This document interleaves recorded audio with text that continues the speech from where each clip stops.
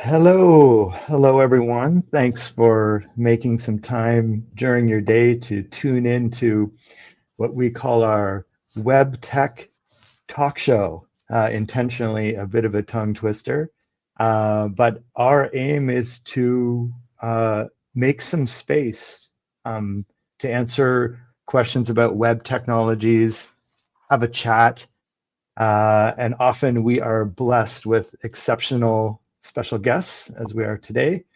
But before that, let me just give you a bit of a background of what we're doing here. The idea came from listening to the Car Guys on NPR way back in the day, and I just loved how they were able to create like a really kind of fun and friendly space to talk about stuff that goes wrong with your car and come up with the answers. And if they couldn't, they would figure out how to do their best to serve the audience. And really appreciate folks tuning in here today. I am without my trusty co-host Arjuna today. He is out delivering a big project for us. So I'm holding down the fort here.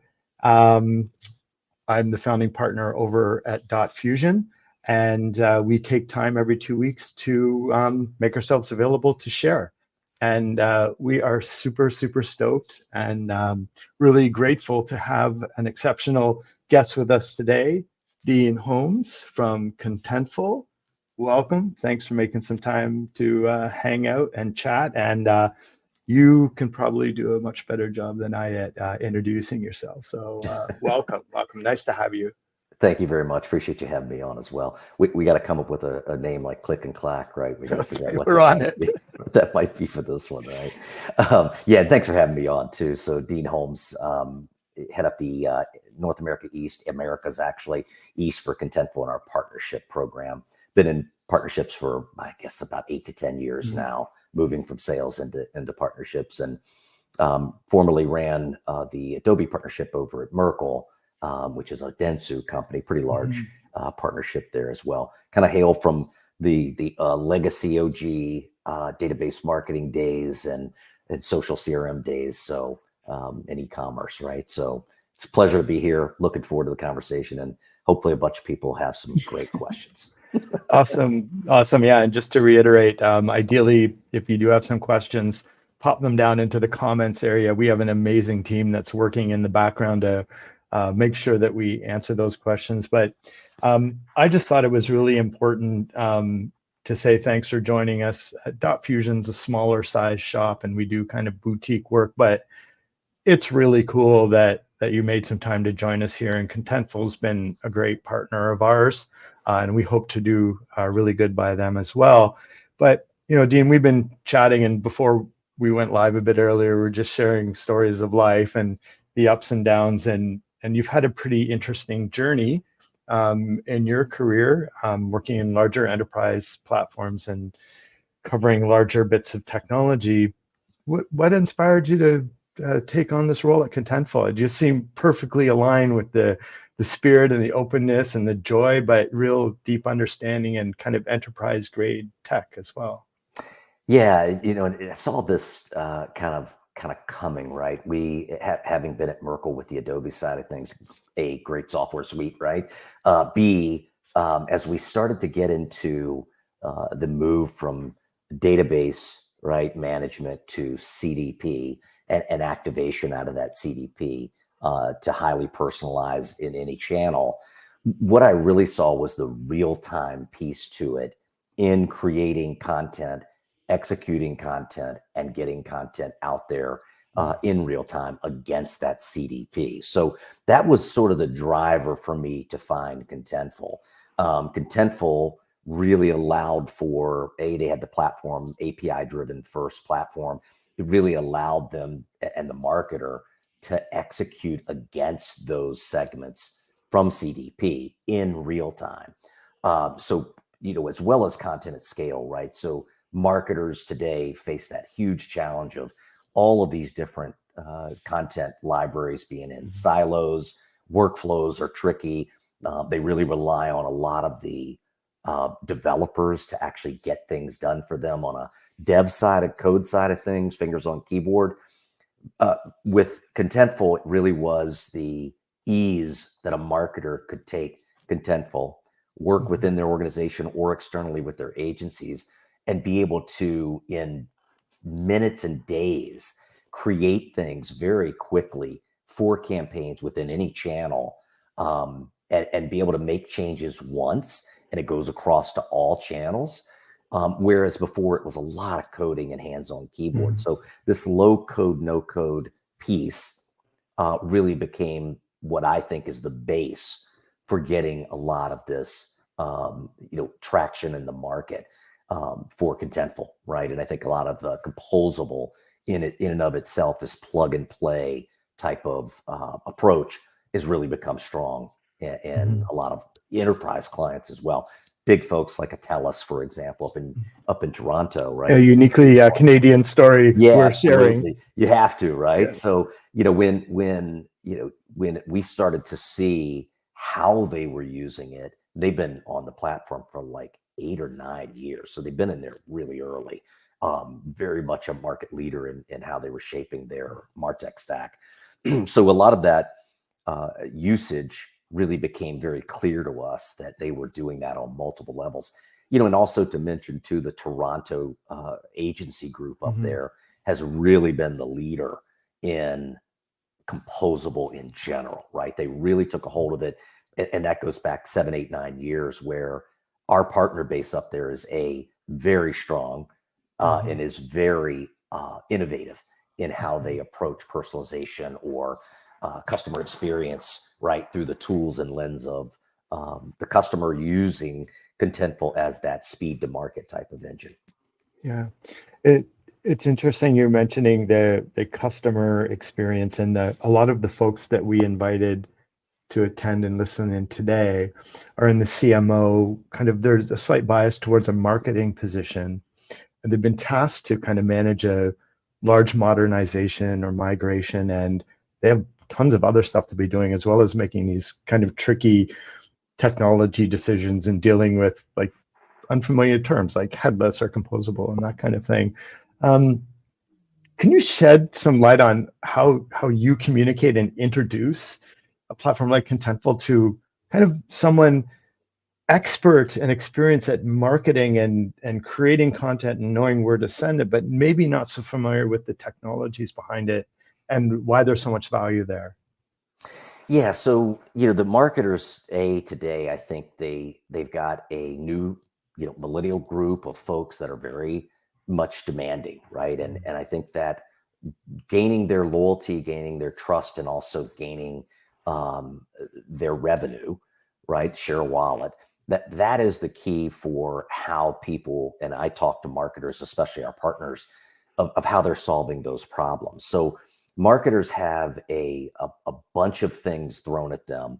They've had a lot of issues trying to execute both in their MarTech stack. They've got a lot of debt there from legacy systems, Monolith and things like that, a Sitecore and Adobe or some of the others, WordPress even, right?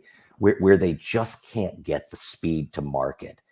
They can't do all the things they want to do in time, right? So part of what they are dealing with on a daily basis is the weight of all of the things that need to get done and the inefficiencies they're dealing with in their MarTech stack to actually get them done, right? So, and that extends to internal and externals. We talk to our partners every day about this, right? It's how do you manage change in your organization, right? Which is just a huge piece. And that's something we don't talk enough about, actually.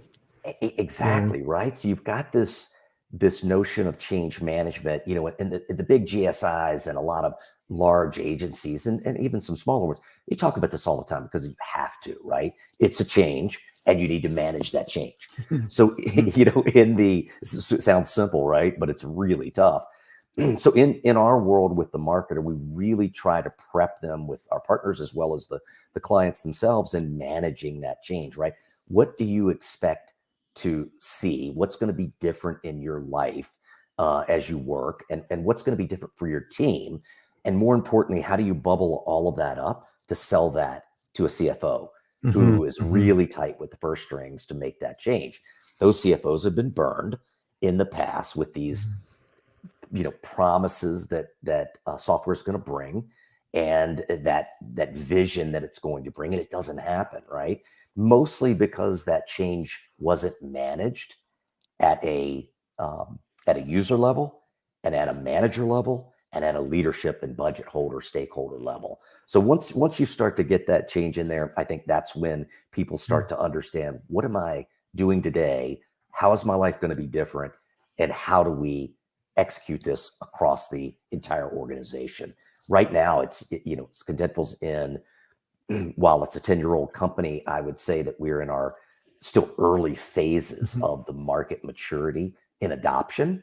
We're in typically one, maybe two use cases. Unlike a TELUS, the majority, 70, 80, probably 90% of our client base is in this one use case thing. It might be mobile app, it might be a knowledge base, it might be composable commerce, right? Where they're just kind of testing and figuring out how it works. What typically happens is they see the need, and then our expansions start to happen with multiple use cases.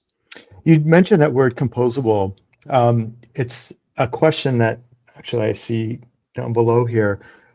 Can you give us your take on what that means in plain language? Because it is an area of a little bit confusion or hesitancy, because there's nowhere to really look to read what that is exactly. What can you just share kind of your perspective and how Contentful kind of supports that concept in layman's terms? Yeah, so at a market level, right? Not marketer, but market level, the word composable is used all the time, right? But it's very lack of understanding is there, right? It's just not understood as much of what it actually is, right? So composable, at its core, is a set of MarTech tools and solutions that you use to plug and play, API-driven, low code, no code, that helps people execute both campaigns in their daily life, whether it's personalization, whether it is CMS, whether it is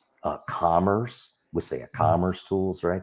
All of that is it's all built to plug and play easily, than a complete rip and replace for these marketers and for the IT teams, so they can get speed to market super, super quick. The challenge for these folks is really around A, what is it? B, how do I do it? C, change, right? So all of those things together mean that we're still in an immature market, but people are starting to see their competitors, our clients are starting to see their competitors take this on, and they're starting to see NPS scores go up. They're starting to see revenues go up. They're starting to see discussions of efficiencies go up, and being able to get to market really quick with new products, new sites, new mobile apps, new experiences, all of those things. So composable in and of itself is a pretty, I wouldn't call it complex. I would call it many solutions made up, many, MANY, right? Many solutions made up to overcome specific challenges within the companies and our clients. Awesome. I wanted to welcome some of the folks who've just tuned in. Thanks for making some time during your lunch hour. We're just talking about Contentful, composable content, life and journeys in the MarTech kind of web tech space. Some of the feedback that we've received in the past around kind of pure composable, let's call it headless systems, is kind of the lack of experience for the author, and having that real-time feedback when you're kind of operating in a pure kind of composable space where you're kind of data modeling and things are getting pushed around into different systems and presented. I understand Contentful's got something brewing, or recently released, as a matter of fact, around solving for a bit of that. Can you describe some of the ways Contentful is like moving forward and kind of supporting authors and the actual administrative folks managing content on a day-to-day basis? Yeah, absolutely. So I think it's two buckets, right? It's an AI bucket. That's probably one of the big ones, right? That's ongoing. And then there's the studio bucket for the marketer. Historically, Contentful has been a developer loved tool, right? So when you're at that developer level, right, they develop things and then they kind of move on to other projects because there's not a lot of development that needs to happen in an ongoing basis and managing day-to-day execution of some of those campaigns within any channel that the marketer is going to use. So Contentful really listened to our customers, right? Took that in and developed a WYSIWYG, for lack of a better term, way for marketers to leverage that content in those models that allow them to build things themselves, low code, no code, and be able to execute things in real time, basically. All right. So that ability is new. It's a new muscle for us. It's a new offering for us. I believe the general availability is in mid-March that it's coming out. So once this comes out, I think that our audience, is going to get bigger. We're going upstream into enterprise and lower enterprise type of markets. And that's going to drive bigger adoption of our tool as these, content producers, content creators, marketers, editorial people get a hold of that comms, and even HR, right? That get a hold of these things and really start to go, I can do this on my own. I really don't need that bottleneck of getting this out to market. So they can really respond in a much, much quicker time frame. And, and also the beauty of Contentful and, any of these headless solutions is the low code, no code piece, being able to get these things out to market in every channel with one change, not taking out a ton of people to make that change. So those are probably some of the key areas that I see coming out. AI is another massive one, right? Yeah, what do you guys have cooking under the hood there? Yeah, it's ongoing, right? We've got a couple of experts that are way more astute at this than I am, but I think in general, you're going to have what I would say, a intermediate or a entry level, intermediate, and mature level, right? We're not there yet. The systems aren't there yet, back end systems, and honestly, the people aren't there yet, right? To be able to build that trust to know what it's going to be. I do see us, really looking at within the content itself using AI to help the marketer make better choices, right? So that's a big one.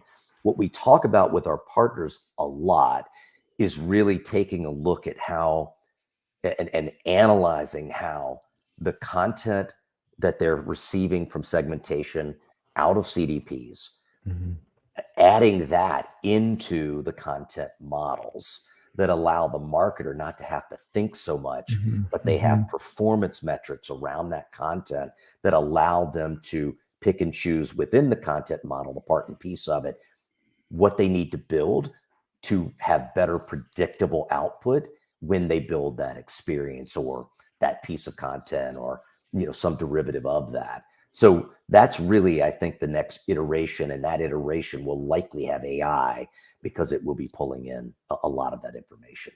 Yeah, maybe it's been the missing element for the holy grail of what personalization has supposed to have been.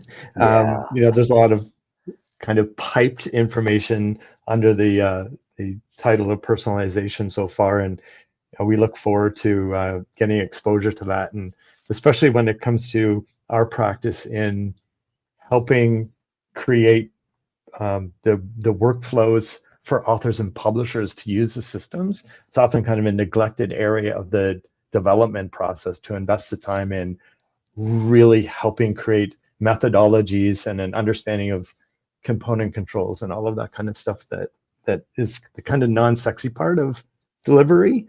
But as you said earlier, like our developers love Contentful, and I think this headless concept is ideal for most large organizations in that if you want to bring your dev team in-house, you pretty much just need some front-end folks. That's really the lift, and you can invest on the creativity and the experience you're delivering, not managing all of the complexities of the back end. So we found that really awesome, actually. Yeah. It's really cool. Yeah, and I agree with you there, right? I think this future for all of us is really this speed to market, right? Really getting things dialed in. Very much matching and building on machine learning or AI, either way, the experiences that people really want that we just haven't, and a lot of companies are doing it really great, but they aren't doing it in a way that I think speeds to market. So a lot of our customers talk about that all the time, right? We've got a great use case index that we had put together that compiles all of our customer use cases, right? Whether it's composable commerce, whether it's a knowledge base, globalization and localization, things like that. And when you start to look at the outputs, they're pretty staggering, right? I've been around this since the database marketing days with my old partner Bob Soljasic. He was just he taught me a ton about this stuff, and to see the speed at which we operated back then to what is happening now in literally 10 or 12 years, maybe, right? 15 years has been pretty staggering. I think that the target that is on the back of marketers and the times that they have sat in that seat for limited times, right? I think it was 18 months was the stat a few years, maybe 5 years ago. I think they're going to see a change, right? Because you've got a marrying of that data side of things, and you've got a marrying of the marketer side of things. So once those two teams join together, CDP's created a lot of that joint forced working model.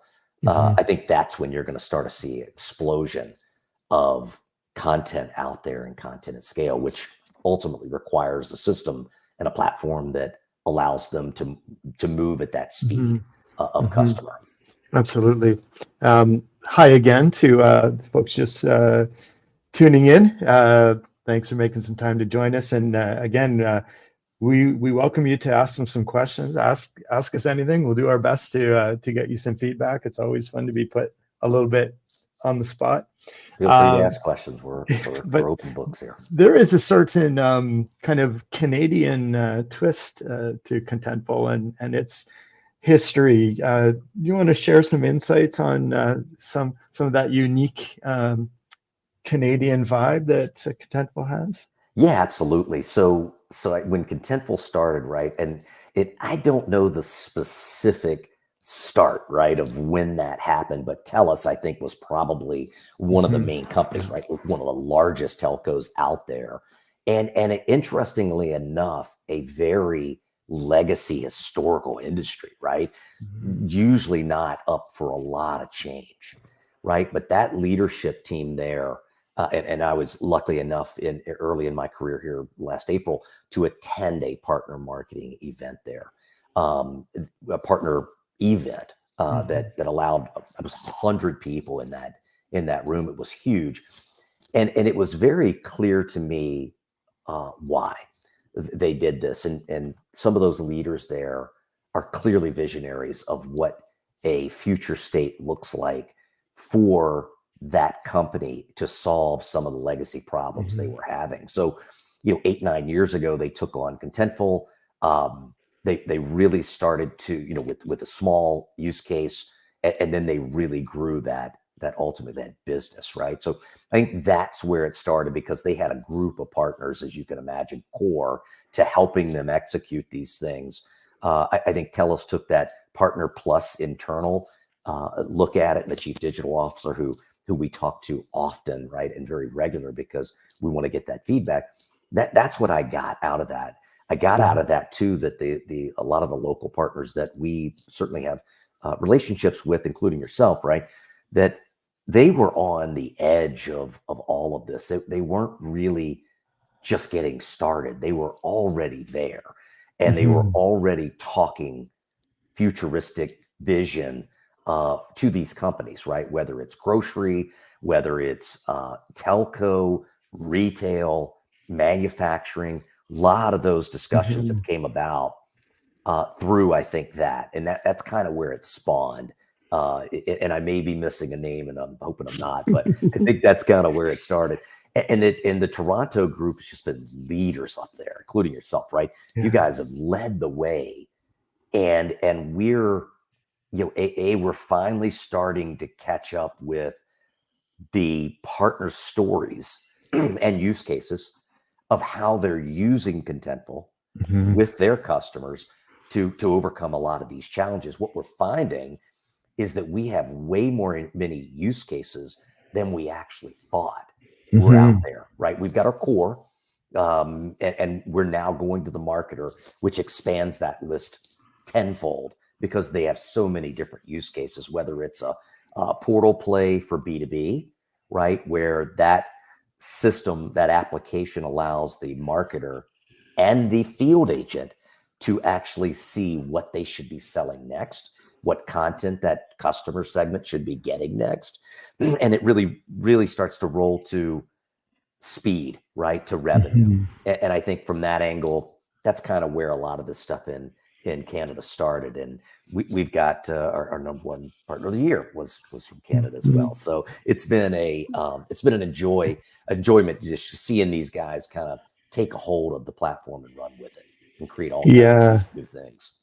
Awesome. Well, we've really enjoyed using the platform. We're about to reveal an amazing cutting edge way to order your pizzas, but I think that's all I'll say about that. That comes out in the next month or so. We're super stoked to be working with you. And it's just really cool that such a large organization affords folks like yourself to spend time with us and share, and that goes a long way.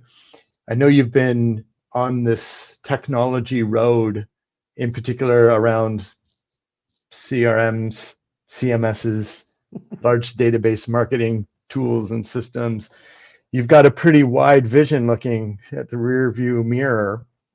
What do you see happening next? What's kind of cool or getting you curious about kind of what's around the corner for you? Yeah, for me personally.